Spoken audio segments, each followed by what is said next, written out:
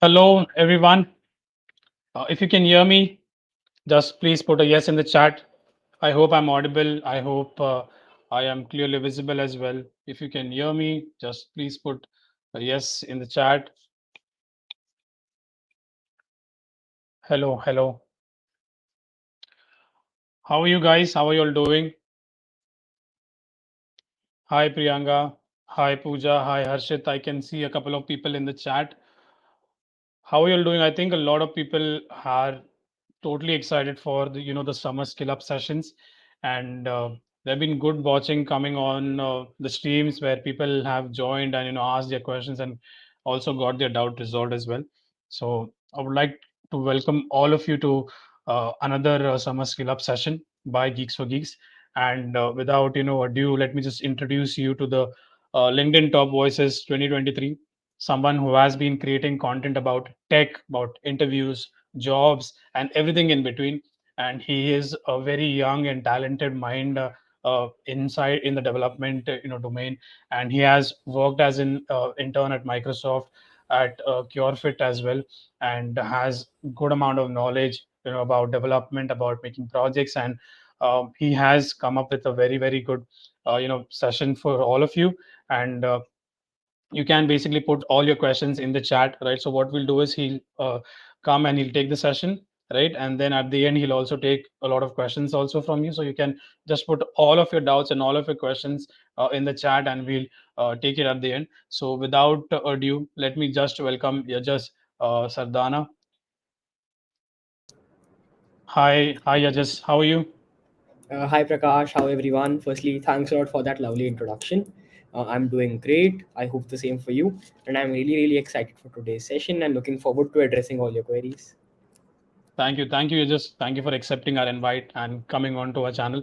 It's always a pleasure, to have young minds like you, young geeks like you, who would come and share your knowledge and help the community. So I'm very excited for this session. I hope you are, and there are so many people over here who are very excited for this session. So without ado, I'll just hand over the session to you.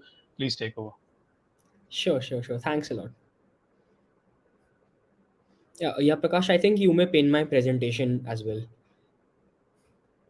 Thanks a lot. So, hello everyone. We'll keep this session very interactive. I'll be asking a lot of questions from the chat as well. If anytime during the session you think that something was not clear or if my voice was not audible, just let me know in the chat box. Before we get started, I'll just tell all of you a very small story. So if you go to the Geeks for Geeks channel right now and scroll for 2 years, so you will find a video where I came to be a mock. So I came for a mock interview on Geeks for Geeks channel on YouTube. This was in 2021's April or May. So it feels surreal to be back after 2 years, and this time in a mentor capacity, in a capacity of taking a session instead of giving a mock interview. I was fairly nervous back then, and I think I'm a bit nervous right now as well, but it does feel great. So, this can be some motivation for you that if you just keep following Geeks for Geeks and if you keep working hard, you may be on this channel as well. But yeah, that aside, let's get started. Yeah, this session is around Mern Stack. So, this session is broadly around full stack development as a whole, but we will also be talking about Mern Stack. Sure. So let's dive right into it.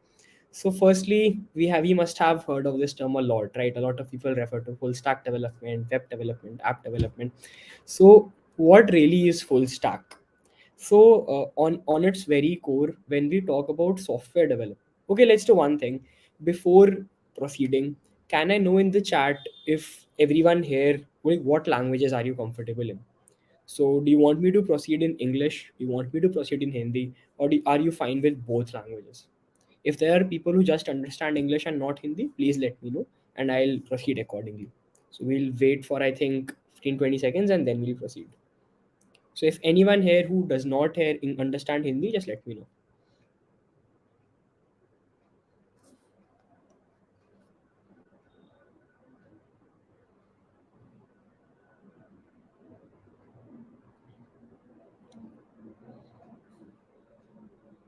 Okay, so I see a lot of both, a lot of Hindi, but a few English as well. So I think so that everyone understands, we'll try to keep this session in English as much as possible. So we'll be proceeding in English. So if anyone here who has some problem with English or does not understand English well, you can just ask in the chat whatever you did not understand, and I'll be more than happy to cover that again. So now that we have gotten all the logistics out of the way, let's just dive right into it without wasting much time. So, what is full stack development? Now, when we hear the word software development, we can think a lot of things. We can think of some core backend software. We can think of maybe databases. We can think of web development. We can think of app development. We can also think of AI, machine learning. We can even think of blockchain development. We can think of game development, XR, VR. There are a lot of things going on. But generally, when we use the word full stack development, we often end up referring to web development, right? So, what is full stack development at its core? I think a full stack developer is someone who can make a product from scratch, and that product must have a front end, a back end, a database, and a lot of other components to it. But basically, it's a full stack end to end product. So generally, when we talk about the main components of full stack, there is front end, which is visible to the user. Then there is the business logic or the back end, where things are being computed and logic is being applied. And there's also the database where all the data is being stored. So now that that is out of the way, uh, we have understood what is the full stack. Let's proceed. So yeah, as I mentioned, the main components of full stack as per me are front end, back end, and database. There are also a lot of smaller miscellaneous components that we'll talk about that you should know if you want to become a full stack developer. But these are the three main ones. So this is a meme which goes around a lot, where you can say that someone is saying I can't fly, someone is saying I can't walk, someone is saying I can't swim, and then there's a full stack developer cannot do either of the three. So that's a funny joke that goes around in the industry, that full stack people who say they are full stack developers are often basically people who don't know anything. But the truth of the matter is that, especially as a student, one of the best things you can do for yourself is start by trying to be a full stack developer. Why is that? Why should you start by trying to be a full stack developer, and why should you start your learning journey by trying to be a full stack developer? Let's talk about that. So why should you do full stack development? So see, right now we are hearing about a lot of terms. We hear about Web3 and blockchain. We hear about Chat GPT. We hear about machine learning. We hear about artificial intelligence. There's a lot of words going on. But what are the few things which still won't go out of fashion? That thing is maybe building an app or a website. Why is that? Because bottom line, regardless of the amount of complex AI ML logic you write, regardless of all the blockchain logic you write, bottom line, you will have to show something to the user, right? Even if you have a lot of ML going on in the backend, the user will need a website or an app to interact with that logic, right? And therefore, for a foreseeable future, building things like front ends, APIs will not go out of fashion. Therefore, full stack development is for you. So, what are the other main reasons to learn full stack development? First, that especially if you are a student, if you learn full stack development, you get context and perspective about front end, back end, databases. So that gives you a bird eye view of how software development works as a whole. So you can understand how a product might be working, how users can interact with the front end, how users can interact with the back end, how all of these things happen. You can get a better perspective about these things if you try to learn full stack. Now, when you go to companies, in most cases, you are either working on just front end or just back end. This is generally even more true when it comes to bigger companies. So, why should you learn both? Well, the fact of the matter is that if you learn both, you also get an idea about what you like more. Let's say you learn front end on React, and let's say you learn back end on Node and Express. And when you are building that back end and that front end for a project, you can ask yourself, what are you enjoying more? Are you enjoying state handling on the front end more? Are you enjoying designing on the front end more? Or are you enjoying writing business logic and deploying the back end? So therefore, you learn how to build a project end to end. You get better at hackathons, you get better at internships, and also you get perspective about what you like more. And I think that is more than convincing for anyone who is learn new to software development to learn full stack development. And apart from that, if you want to go into startups, most startups do prefer full stack people, so that it's very you so that you are very flexible, so that if a startup is hiring, they can hire you as a full stack developer, and then as per their needs they can have you work on front end for a while and then maybe back end for a while. So I think so right now we have two things very very clear. First, what is full stack development on a surface level, and second, why should you learn full stack development? I'd love to get a yes in the chat if you are following till now and understanding everything, and let me know if everything was clearly audible. And if you want me to change anything, just drop it in the chat box. Till then, let's proceed. So, my plan for today's session is that instead of giving you a very, very, very specific roadmap on full stack development, which I feel a lot exists on the internet right now, when you just Google full stack development roadmap, and you will find a lot of generic things. But that is not the aim of today's session. The aim of today's session is to get perspective about maybe what mistakes to not make, what things to keep in mind while learning full stack, what are the few skills that you should master while learning full stack, what are the projects that you can build, so that when you follow roadmaps and when you do a full stack course, you do not make the same mistakes that someone else did. And these are a few learnings that come from my and my friends' experiences and me talking to other full stack developers. So yeah, I'd love for you to keep all of these in mind. Now, coming to the four primary steps. Now, I refer to these as the four primary steps of learning any skill, more particularly a tech skill. So, we will look at this in context of full stack development. We'll spend 2-3 minutes on this, and then we'll proceed to the specifics of full stack web development. So, yeah, the four primary steps. First is to choose a skill. Now I think that we already have out of the way, because we know that we want to learn full stack development, so we have a broad idea of the skill that we want to learn. Second is to find course and find resources. Now, to find a course, here we are on GFG. We'll be talking about the course that they have to offer you for full stack development, which is being mentored by a lot of amazing people. We come to that as well. But yeah, find courses and find sources to learn. So when I say find sources to learn, as a full stack developer, in the longer run, when you are learning something for a long time, videos will no longer be available. You will have to read a lot of documentation, you will have to read a lot of blogs. Therefore, whenever you are learning, make a habit of just not learning from the course. Feel you are more than encouraged to do a course, but along with doing a course, also make a habit of reading blogs online. Go through MDN docs, read articles on Medium, read articles on Hashnode, read articles on dev.to. There are a lot of blogging platforms for developers, amazing platforms, so you are more than encouraged to check them out. Third is to get online. Now this is a very very underrated step, but I feel a very important step, especially if coming from someone like me who has benefited a lot from being very active on LinkedIn. So the third step here is to get online. What do I mean by get online? Let's take again the example of full stack development. If you want to learn full stack development, maybe go to platforms like LinkedIn and Twitter and follow the people who are creating content on full stack development. Follow the people who are working as full stack developers, or front end developers, or back end developers are in bigger companies, and they're creating content. So what you can do is that you can engage with their content. You can get to learn from them. You can message them with your doubts. You can interact with their content.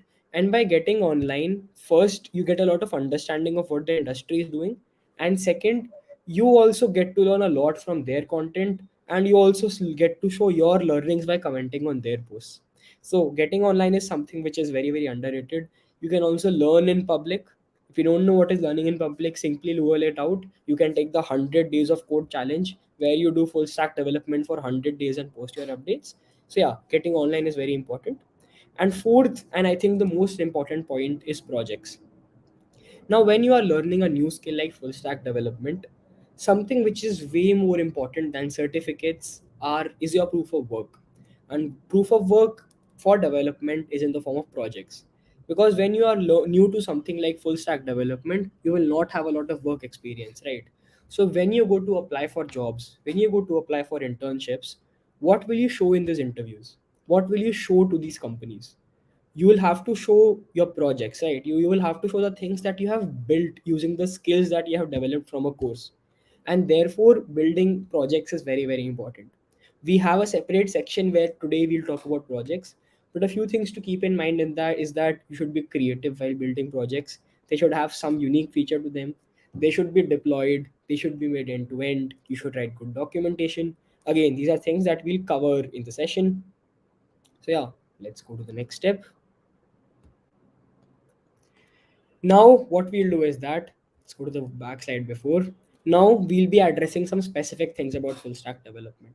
We'll talk about a lot of components about front end, about back end, about frameworks, libraries, all the controversial questions. We'll try to address a lot of them.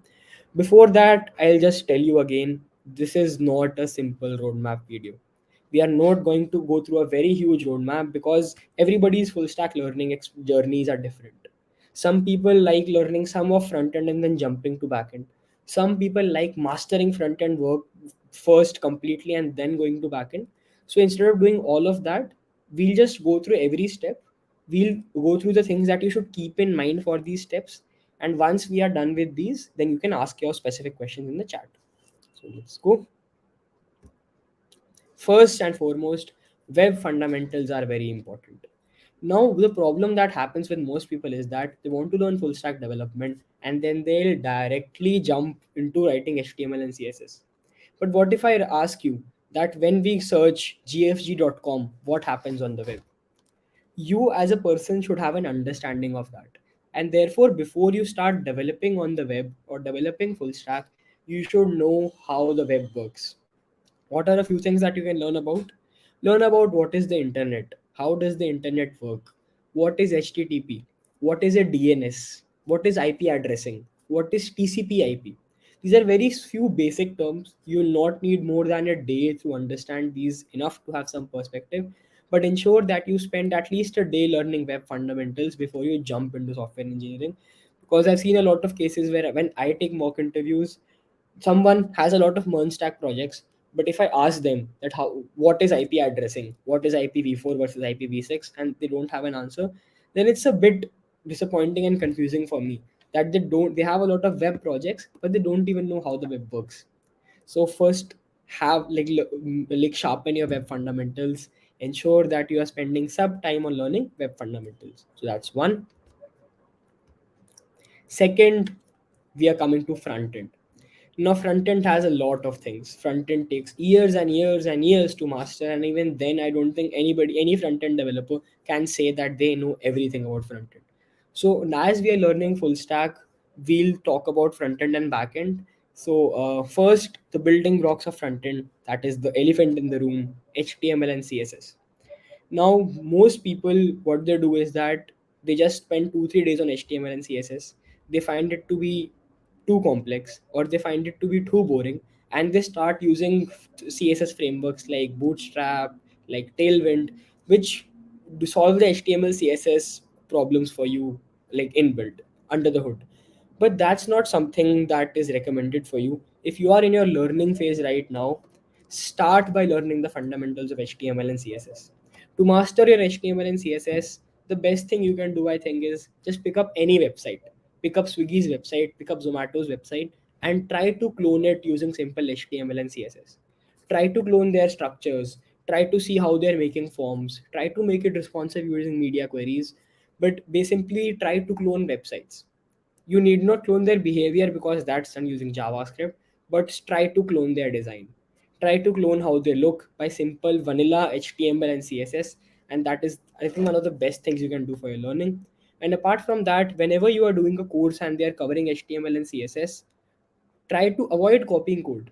Look at what they are designing and then try to design it yourself. And lastly, remember that as a front end developer or as a full stack developer, there is a lot of scope for learning. So you need not cram everything.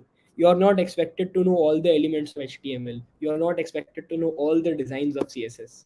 As long as your fundamentals are strong and you know how things work, it is okay to refer to documentation. It is okay to refer to Stack Overflow. It is okay to refer to mdn.com. So yeah, for HTML and CSS, just try to be hands-on in the beginning. Don't laze out. Prioritize HTML and CSS, and you can practice by cloning things. Second is JavaScript. Or I think the bigger elephant or the whale in the room. You may escape Destiny, but not JavaScript if you are a full stack developer. Even if you choose to write backends in Python, the browsers right now understand JavaScript. Most famous front-end frameworks exist in JavaScript, libraries exist in JavaScript. Therefore, this is something, JavaScript is something that you cannot escape. Therefore, I'll tell you a few steps using which you can strengthen your JavaScript. So first is that it is important to spend a lot of time on learning JavaScript concepts, because you must realize that JavaScript's working is a bit different from C++ and Java. JavaScript has a lot of complex concepts and books written on it, because the way JavaScript works, the way for example, promises in JavaScript, event loops, async, await. There are a lot of concepts in JavaScript which do not might not exist in C++ or Java. Therefore, first spend a lot of time on learning JavaScript concepts. I know they can be a bit complex, but give it time and they'll give you the fruits in the longer term. Second, another common doubt, is Java needed for JavaScript? Absolutely not. These two languages don't have much relation. You do not need to know Java to learn JavaScript. And third, very important tip that I once got from my mentor in first year. So I told my mentor that I know C++, I know Java. I tried to learn JavaScript, and when I come to the more complex problems of JavaScript, I'm not able to do well. I'm not able to understand those concepts, and I'm also, even if I can understand them, I'm not being able to apply those concepts on the front end. I'm not being able to use JavaScript to manipulate the DOM. I'm not being able to use JavaScript to work with HTML and CSS. And he gave me one answer, one very simple solution. He told me, build JavaScript games. And that is one advice that stuck with me. And I tried building a few JavaScript games, and I think that's where my learning curve in JavaScript went like this, where my level of JavaScript increased exponentially. So what did he mean by JavaScript games? Well, think of games like simple games like Minesweeper, maybe games like chess, or even if not chess, because chess can be a bit complex, games like Snake Game, the snake game that we used to play on our phone. Try to make that same game using JavaScript. You will end up using things like timeouts, set interval. You'll end up using things like using your keys to change the direction of the snake. You'll have to manipulate the DOM by You will have to first make a snake using HTML and CSS, and then you'll have to manipulate the DOM. So because you'll have to use a lot of concepts, one of the best ways to master basic JavaScript and DOM manipulation is to build simple JavaScript games. So simply Google simple JavaScript games to make, and you will get a lot of resources. So that's recommended. And please drop a yes in the chat box if you are following till now. We have covered some of what is necessary when you are starting to learn front end.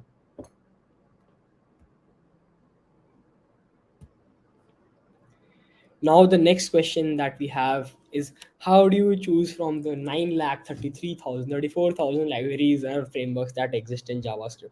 Now again, a question that is very frequently asked, and everyone is confused. Should we learn Angular? Should we learn Java? Should we learn React? Should we learn Vue.js? Or should we learn any other library? Should we learn Next.js, Nux.js? There's so much going on in the market. So what should we do? Well, my first answer to that is that before again you learn a library, ensure that you know HTML, CSS, and JavaScript to a decent amount. Now, coming to choosing between frameworks and libraries, first it is important to understand that what is the difference between a framework and a library, because there is a difference between React and Angular. Angular is a web framework and React is a library. So I'll give you a small explanation of the difference between framework and library. But apart from that, just Google the difference between framework and library, and there are a lot of interesting explanations. So technically, the difference between a framework and a library lies in a concept called inversion of control, wherein, let's say you are building a software, it's your choice to import that library or not into that software and simply use it.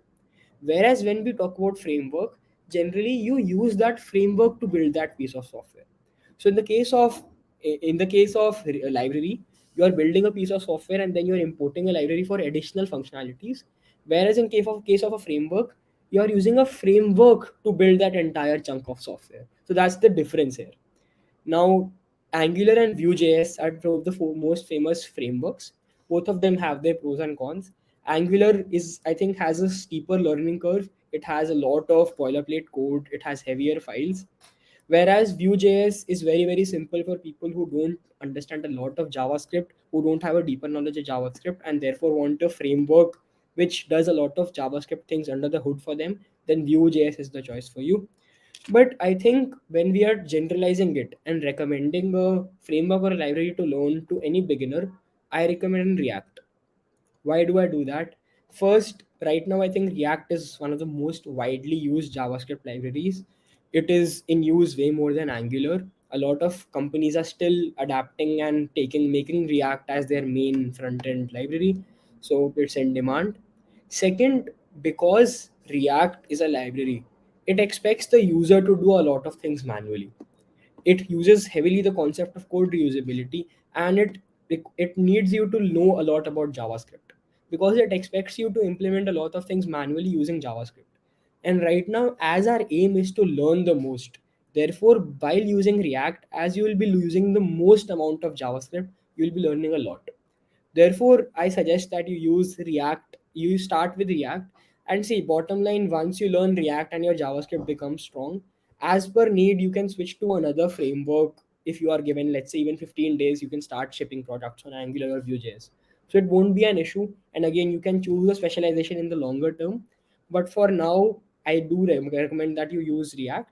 And that's a personal recommendation. You might get different opinions from different people, so whatever I say today, feel free to take that with a pinch of salt. But yeah, as far as my opinion goes, React is recommended. Now coming to CSS frameworks. Now this is a problem that most people face, and this is a problem that even I have repeated a lot, where CSS was very boring for me. And more than boring, I struggled a lot with CSS. I just couldn't style things. I just couldn't make them look better. So I straight away jumped to Bootstrap. And most people take it as a very easy way out, that they'll jump to things like they can just basically jump to things like Bootstrap, like Tailwind, like Material UI for React. So my right now, after having struggled with CSS a lot and then using frameworks, I first realized that it was very important to know CSS fundamentals. It was important to know what are media queries. It was important to know what is the box model. How does flex work? How does grid work? How do manually animations work in CSS? What are keyframes? So I really recommend that you do CSS at some decent level. You build some projects in raw CSS before you proceed to frameworks. And now coming to frameworks, obviously frameworks are not bad. They make your work way more efficient. They make your product look good. They have a lot of things in build. They have a lot of JavaScript functionalities in build. They provide you with a lot of attributes. There are a lot of good things about frameworks. Again, frameworks, CSS frameworks are about personal choice. Some people like Tailwind, some people like Bootstrap, some people like Material UI, some people like Chakra UI. I recently have developed a love for Chakra UI. I've been building a lot of projects using Chakra, so you can also check that out. But if you are a React developer, if you are trying to learn React, then I think Material UI and Tailwind are the most two widely used one. Material UI follows the material principles by Google. So again, that is something you can check out. So yeah, CSS frameworks are not bad. It's just that don't use them as a way out.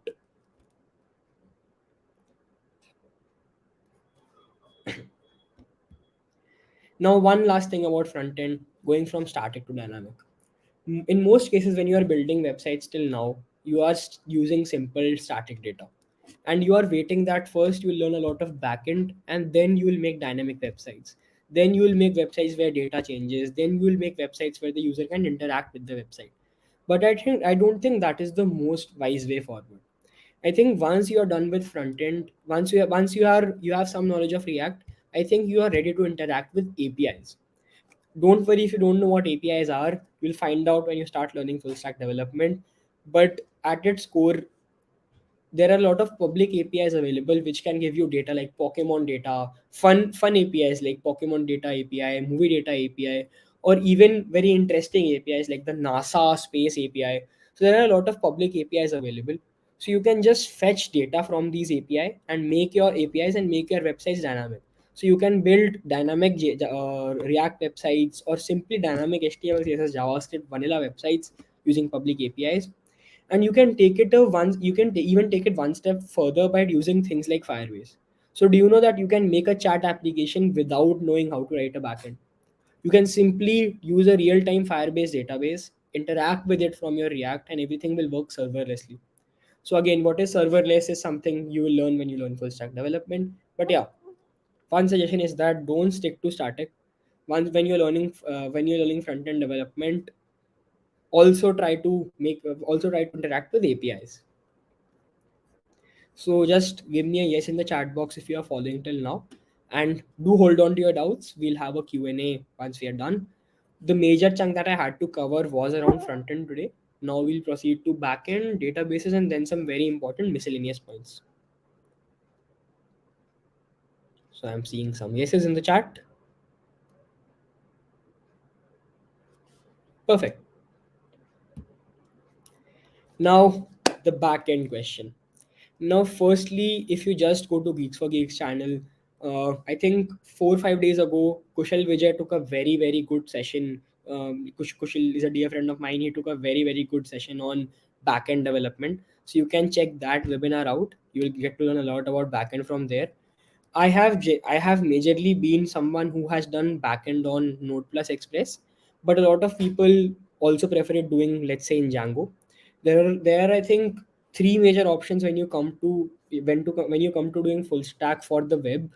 In backend development, there is Django, there is Ruby on Rails, and there is Node plus Express. Node plus Express is written in JavaScript. So that if so the added advantage here is that because you learn JavaScript for front end, then you don't have to learn a separate language from back for backend because you can do it in JavaScript. Node again is very widely used by a lot of top companies. That's what I've learned. Then there's Django. Django has a lot of very interesting functionalities which are at times better than Node, at times more convenient than Node. So you can check that out.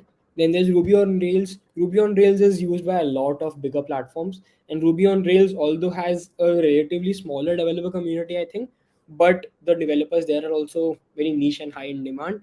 And I think a lot of people also do, especially in bigger companies or companies who have been running their product for a very long time.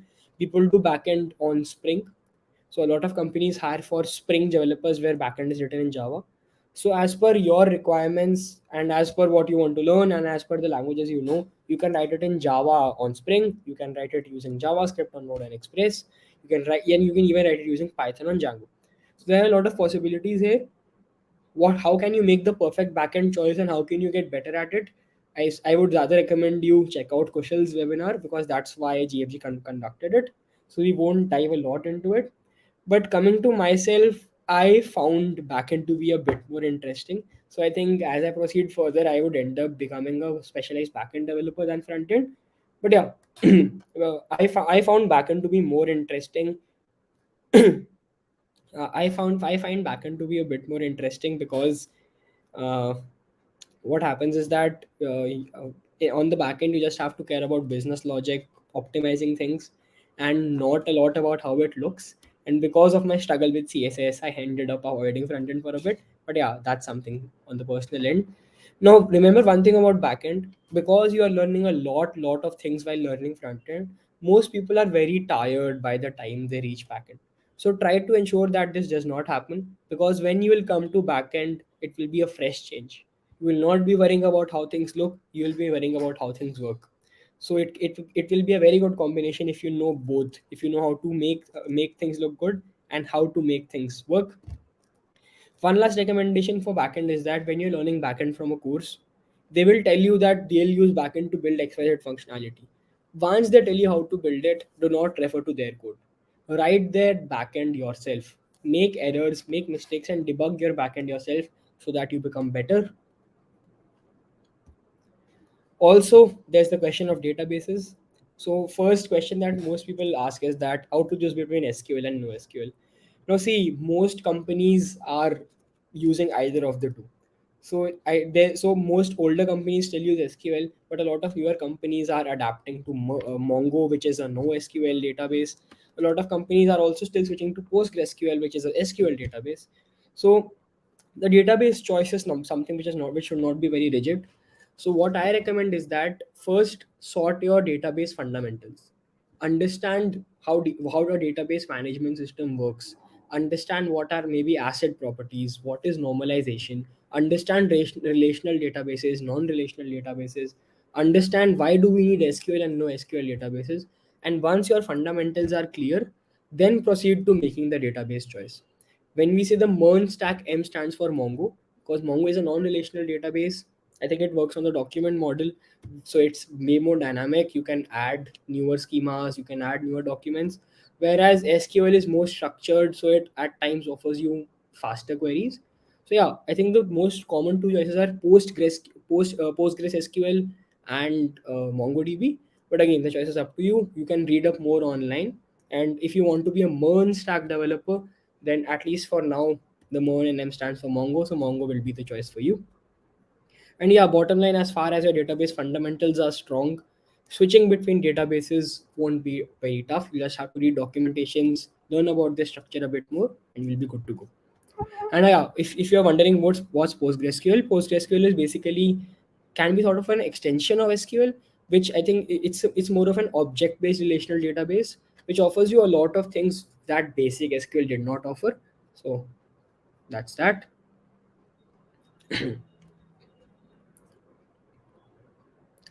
Now mis components, which are the miscellaneous components. So yeah, I think on the miscellaneous components, I'll just check once there's some typo. Just give me a second. I think there's a hmm. I think there's some problem with the PPT that's being shared. Just give me a second. What I'll do is that I'll swap the PPT. And Prakash, I'm sharing a new PPT. Just please pin that. Not this one.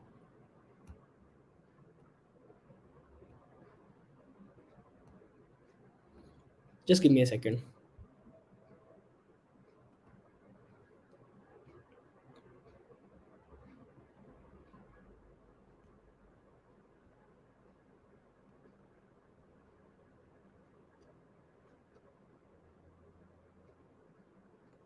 Yeah, this one's in. Prakash, please pin this PPT that I have just uploaded.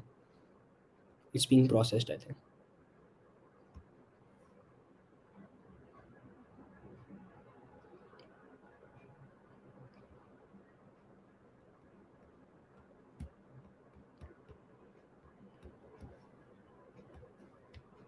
Yeah. So sorry for the confusion. Now the miscellaneous components. So when you learn full stack development, you just don't have to learn how to write code. You also have to learn something about the environments where that code is run. So for example, first when we come to the browser, your front end code will run on the browser, right? That is where the user will look at your code. So in the browser, you should know something about Chrome development tools. You should know about the network tab. You should know how the debugger works. You should know what are cookies, what is local storage, what is session storage, how can you access sources in a browser. So you should know how to play around with inspect element. You should know how to test if your website is responsive. So spend at least a day learning about the browser, and it will make your other development flow, other software development flow, other front end development flow way more smoother. Second is the terminal. So when you will be learning using the backend, you will be interacting with the terminal a lot. You will interact with the terminal to deploy your backends. You will interact with the terminal to see some backend outputs. So when it comes to a terminal, you should know a few basic Linux commands. You should know a few basic Node.js commands. You should know how to set flags. You should know what is echo. You should know how to go through directories, make directories, remove directories. So these are a few basic things. You can check out Linux commands. You should know how to see the local ports that are running right now, the local processes that are running on various ports, the IP address. There are a lot of basic Linux commands that you should know how to operate with. So you should learn them. And yeah, again, you should know how to run processes, so that when you are deploying something, you should know how to deploy a backend on a virtual computer. You should know how to deploy a backend on something like a Amazon EC2 instance.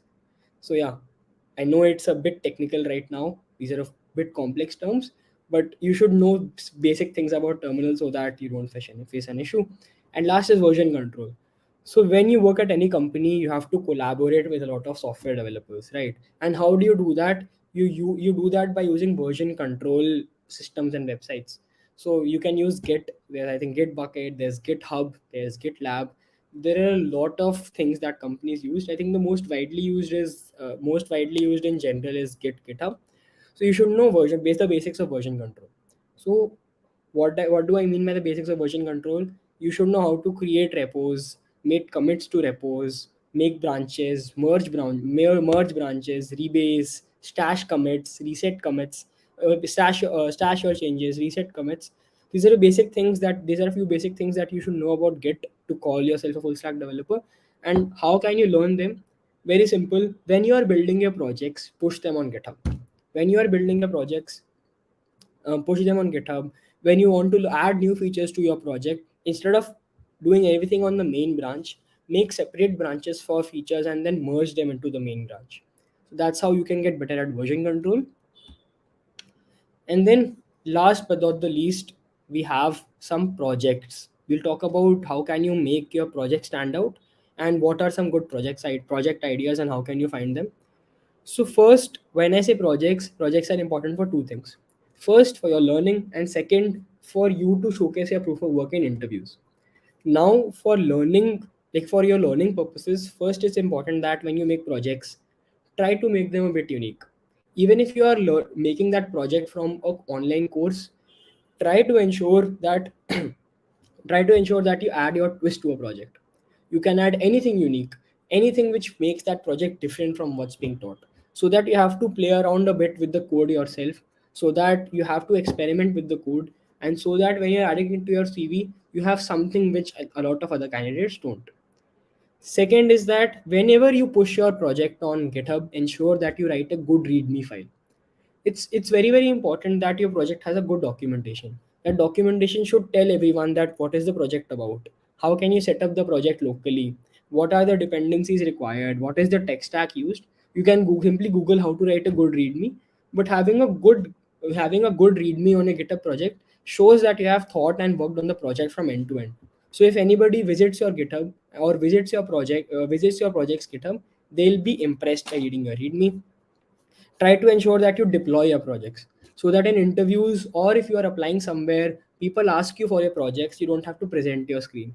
You can simply send them a link and they can play around with the projects. This shows a lot of confidence.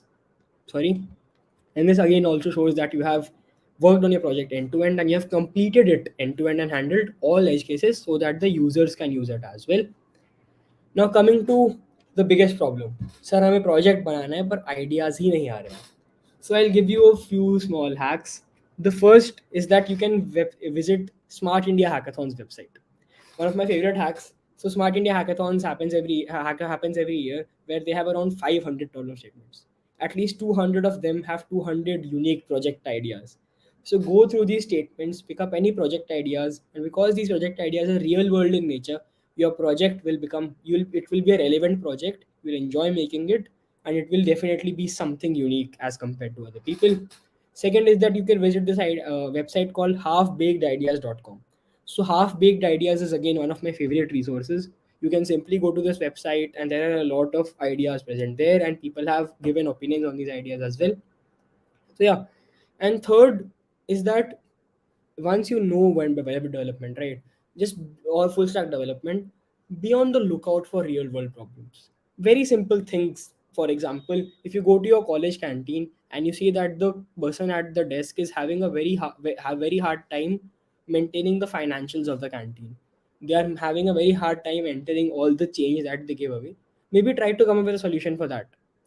If you see any problem that's going around you and if you think that an online product can solve that, try to implement that and that gives you a unique project idea.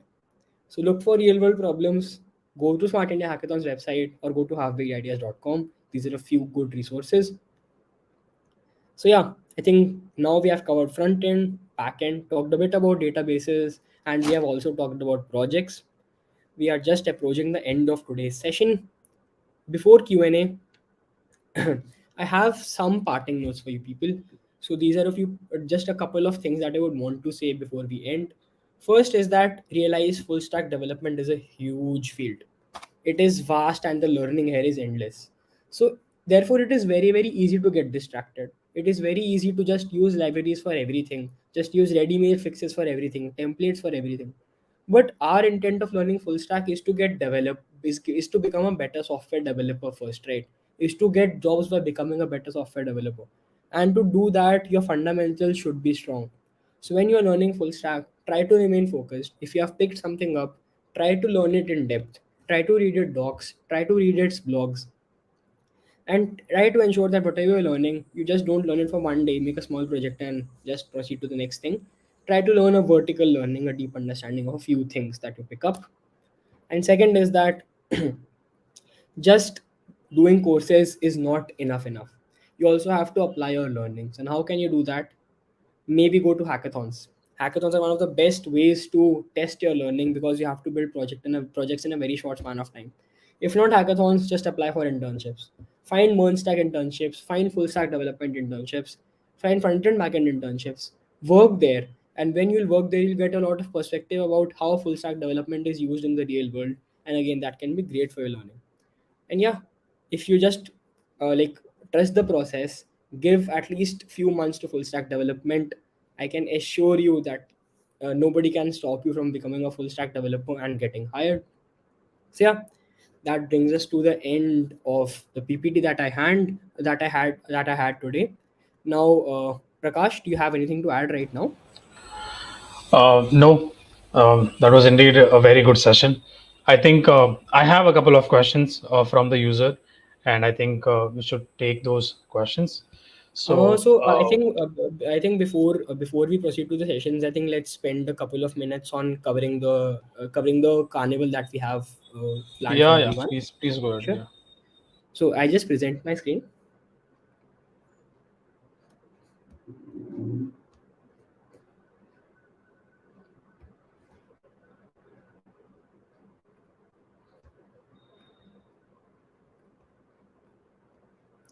Prakash, you can just take this PPT down. Yeah, pin. Thanks a lot for that. So I hope my screen is visible. So another thing that I want to show you is the full stack development course that GFG has come up with. So GFG is right now is having their annual event that they have called the GFG Summer Carnival, the Geek Summer Carnival, which is an annual event where they have at up to 25% off on all their courses. So if you are interested in checking their courses out, they have a lot of amazing courses with amazing mentors. Even Prakash is an amazing mentor at GFG, so you can check all of their courses out and you'll get you'll get to learn a lot. And especially coming to today's session, as we talked about full stack development, GFG has come up with an amazing full stack development course where you'll get to learn a lot about the things that we talked about today. You'll get to learn about Postgres SQL. You'll get to learn about internet fundamentals. You'll get to learn about React. Get to learn about a lot of interesting things. And that carnival starts tonight midnight. So stay tuned for that. Visit GFG after tonight midnight, and you will see a lot of other interesting webinars happening. You'll see a lot of contests happening, and you'll see a lot of discounts. So you are more than recommended to go to that. We'll drop a link for the same in the chat box right now as well, so you can check that out, and you can also check this course out. So yeah, I think that's it from my end. We can go to the Q&A now. Okay. So let's go with the Q&A. So this is one of the question which was asked by Gaurav is I wanted to know about someone who has an experience of 5+ years in C++ and now wants to switch the career into Java full stack development. So what can they do? So what do you recommend for someone who has ample of experience, industry experience, but in a specific domain, and then now wants to switch into full stack development, but with Java? So what can they do? What should be the roadmap? Sure. I think if you're someone with a lot of experience, the biggest advantage that you have is that you understand the fundamentals. You understand software development at its core. You understand that what how does version control work. You must be already using that in your full-time job. Apart from that, one of the most important thing that you understand is object-oriented programming. If you have been doing 5 years in C++, you must understand how interfaces work. You must be understanding how OOPS works. So first, please realize that if you are looking to switch now, you already have an added advantage. Coming to how can you switch your career into full stack development as a whole first, I realized that you asked this question, I think, during the beginning of the session. So one thing could be to just to use the learnings that you had today and keep them in mind while doing full stack development. I think when it comes to Java full stack development, Java is majorly used on the back end. For Java, I think when you write the backend, you write it in Spring. Most companies end up using Spring when you use Java in software development. So you can check out courses where you can learn full stack development, where you can learn Spring development in Java. But yeah, apart from that, just follow the learnings that we had from today's session, and you should be good to go. Okay, great. There's this another question from Dare to Leap. What a name! It's like best way to master CSS. Firstly, I'd love to get an answer to that as well, and it would help me out a lot. But jokes apart, I think one thing which has worked for me is just cloning websites without using CSS frameworks. Ensure that when you're learning HTML, CSS during the starting, run away from Bootstrap. Don't use Bootstrap, Material UI, anything which makes things built in for you. Second, realize that CSS is not simple. So yeah, I remember a very good hack that I used. Remember that CSS is not just a lot of hit and trial. CSS, everything in CSS happens with logic. So spend time learning the fundamentals. Learn how Flex works. Learn how Grid works. Learn what is the box model. The difference between inline elements and block elements. Difference between how the different positions work. What is position relative? What is position absolute? What is specificity in CSS? Learn these concepts, and once you have learned these, try to apply them to, let's say, cloning websites. So what is the hack that I used to use? So instead of just making random changes to CSS, hitting control save and seeing it on the browser, try to minimize the number of times you do hit and trial. So try to ensure that, let's say, if you are making a grid, you can only use 5 refreshes while making a grid. So challenge yourself that you will write the code and not just see the browser every time. And once you try to minimize the number of times you refresh and write the CSS code in one go, that can be very, very good to master CSS. But apart from that, to master it is something I'd love to know as well. That's indeed a great answer. Okay, so moving on to the next question. This question is someone who's confused with React hook concepts like use state, use effects, and Redux, and asking about how can they practice it to become better. Sure. So, firstly, I think use state and use effects is something which comes with React hooks, right? So, when it comes to React, I think one biggest research gap that even I used to have, one of the biggest loopholes that I used to have in my learning is that I'm doing React, I'm using states, I'm using use effects, but I understand at its core how React works. So, first thing you should do is that understand how rendering works in React. How first we Mhm. have the root element, then everything is injected inside the root element. So understand how the rendering is happening on the front end, number one. Number two, most important, understand what is the React component lifecycle. What happens when a React component is mounted, when it's unmounted? What happens when states are changed? Previously, when we were using state-based components, there were a lot of functions like component is did mount, component will mount, a lot of these things. So to understand them, we had to know how a component life cycle works. So try to understand a component life cycle. And once you are done with these two, then come to React hooks. Now, why are React hooks called React hooks? Because basically they are hooking into concepts that were pre-existing in state components and providing them to you in functional components. That's why they are called React hooks. So once you understand that and you know how component life cycles work, you'll be able to understand that when is use effect called. Use effect is first called when a component mounts. Then it's called whenever the state that you have passed to the use effect it changes. Second, what is use state? So use state is something you use to maintain the local state that is going on in your component. It is used to manage the logic which is directly related to your current state or the props that you are passing. And coming to Redux, see, use state effects and Redux are not comparable. Use effect and use states are very beginner concepts that you will use while learning React. And Redux is something that you use when you're making bigger React applications, or when you're learning a bit more advanced concepts. For Redux, I don't think there's a very hacky way to improve it. One of the main ways again to improve Redux is to first not just start coding, understand how the architecture of Redux works. What is a Redux store? What are actions in Redux? What are the different things that you can define? What are the different files that exist in Redux, and how are they interacting with each other? Understand the need for Redux. Understand why you're not using context API instead of Redux. And once you have this clarity, then you will realize that Redux is not very complex, because bottom line, you are maintaining a global store and you are writing a few actions to edit that global store. That's it. Yeah. So uh, that's a good answer, and I would also love to add something onto this.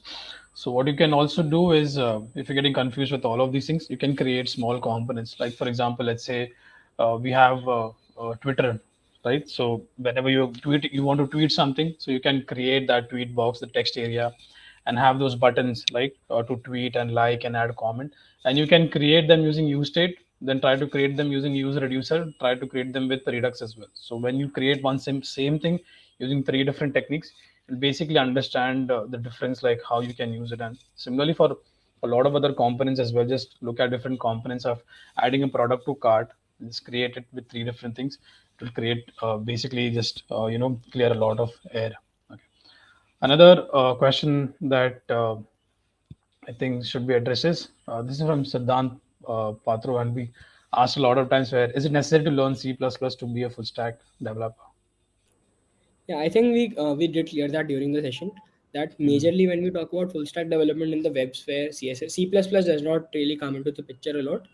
C++ is generally used in things like game development, or a lot of times in in writing some kinds of servers. C++ has very specific use cases, but definitely C++ is not something you need to learn for full stack development.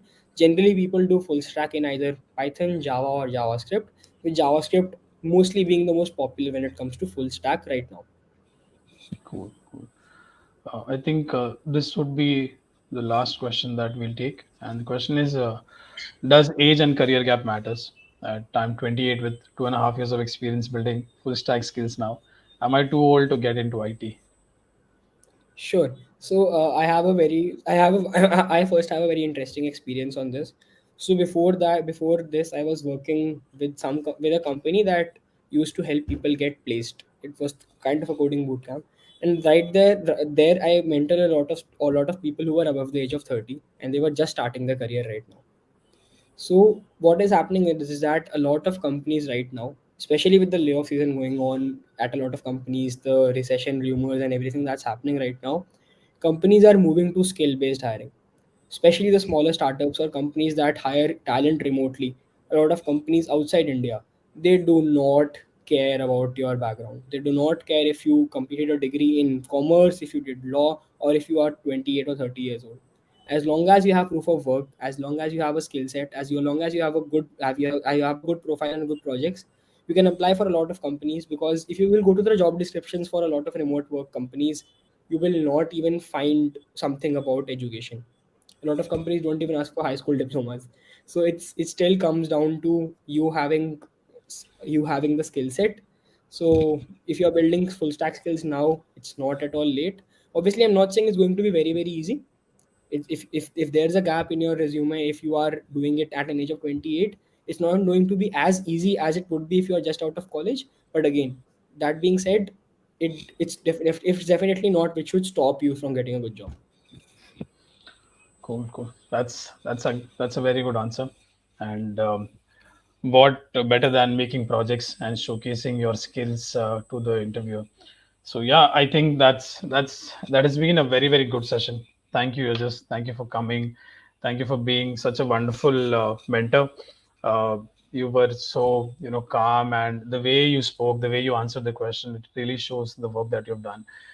It's been an absolute pleasure for us for you to host you, and thank you for accepting our invite again. And we'll see you soon. Thank you. Thanks a lot, Prakash. It was a pleasure being here. Thank you. Thank you. Thank you. So yes, guys, that was an amazing session, right? And as you know that we have come with the Geeks Summer Carnival that we have been doing from a very very long time, right? So I'll just present my screen and I'll just talk to you about the different uh, courses that we basically have, right? So yeah, I think the screen is visible, right? So this is about the summer scale up sessions, and what we have basically is that we have these many courses. This is system design, full stack development, basic to advanced level DSA, data science and ML, competitive programming, gate computer science, and the development, backend development. So on all of these courses we have up to 25% off, right? And then if you see over here, over the course of next 15 days, so it's basically started from 28th March, and then there are four more sessions remaining. You can look about the sessions over here, that which are the sessions remaining. So currently there's the gate session remaining, two gate sessions, and the development session, and what, why, and how of machine learning are remaining. So this is an amazing opportunity for you to grab all of these courses, right? On most of the courses you also get a cashback as well, right? So without, I think, without any ado or without any delay, you should just come and take all of these courses. And to give you a better news that it has already started. It started at the midnight of 4th March. So uh, the discount and the sale has already started, so you can just go and pick any courses, pick multiple courses, whatever you want to learn, right? And since we're doing full stack, let me just address you about the full stack course as well. So this is a full stack course. You can watch the intro video which I've recorded and get to know about what all we are going to cover in this course. So just give you a gist that this is a mon stack course, right? Where we start basically with HTML, CSS, then JavaScript, React JS, Node, Express, and MongoDB. And there are recorded courses as well. The recorded courses as well as there are live sessions as well. So the instructor for this course basically is Utkarsh Malik, and he has an ample of experience, a lot of experience. Even he works as an SDE, and he has also been mentoring and has created courses for different on different tech domains, and he's been taking live sessions with us from a very very long time. And I think he's the best in the business. And so there is doubt support, 24/7 doubt support. You get an access to Discord, and then you get notes as well, and then you get recorded courses that you can watch, also live sessions as well, where you can ask your doubts as well. So this is about the full stack development course. It's a live course, right? If you see over here, the key highlights that there are 60 plus hours of recorded content which is available. I think it's more than that right now. Every week or every month, we just keep on adding a lot of content to make it more than enough for you. There are projects, live projects that we'll be working on.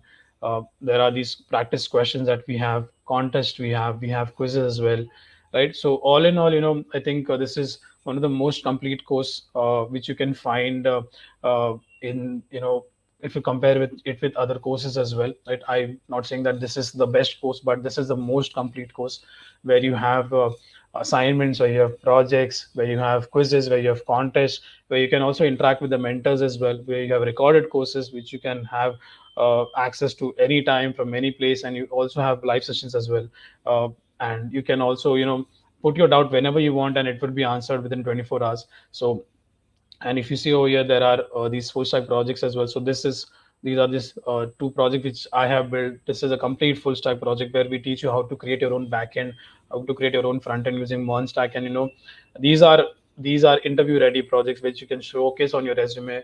We'll also teach you how to use GitHub, make the most of GitHub, and put all your GitHub links in your resume and just impress your recruiter. So yeah. And so if you see over here, it's the coupon code over here that you have to use is GSC25, right? And save an additional 25% discount, and you get a cash back of 1,000 rupees as well. And if you see, the offer is valid only till 9th April, right? It's just valid till 9th April. So you have some time, just think about it and just grab this course and just come to the session and just enhance your skills. So that's it from my side as well. And I'll just go through the chat once to see if there is any other questions. Any discount on self-paced DSA course? Yes, there is discount on self-paced DSA course as well. There is a link in the chat about the summer scale up session and also the full stack development course. You can just go onto that link and watch the link. Um, so yeah, I don't think there are much questions in the chat. So that's it from our side, and I hope you have enjoyed the session. So I'll see you soon in the next session. Bye bye.